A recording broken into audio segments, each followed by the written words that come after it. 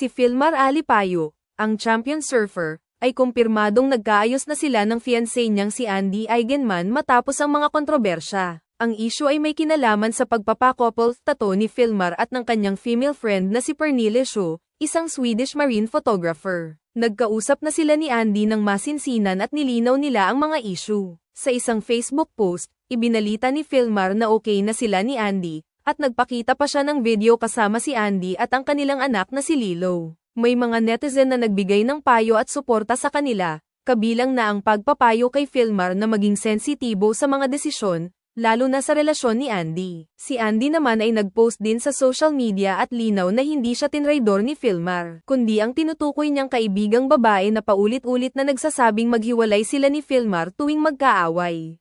Ayon kay Andy, siya'y nasaktan dahil sa panghihimasok ng kaibigang babae sa kanilang relasyon. Nagbigay ng babala ang ilang netizens kay Ellen Adarna na mag-ingat kay Pernille Sjöö, dahil sa kanyang koneksyon kay Derek Ramsey, asawa ni Ellen. Ang babalang ito ay may kaugnayan sa issue sa pagitan ni Andy Eigenman at Filmar Alipayo.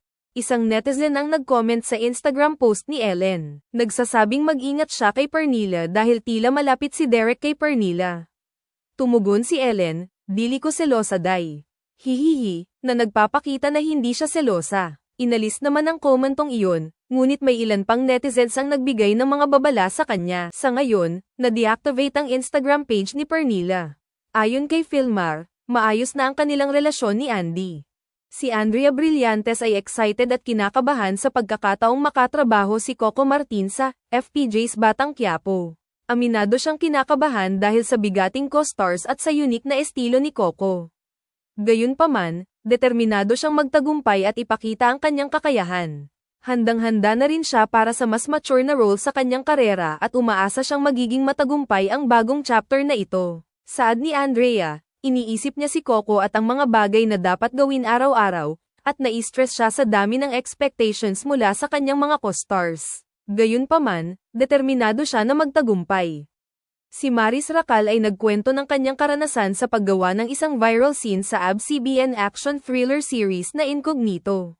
Ang eksena ay kinunan sa Baguio City kung saan kinailangan niyang magtakbo at makipagbakbakan suot lamang ang bra at panty.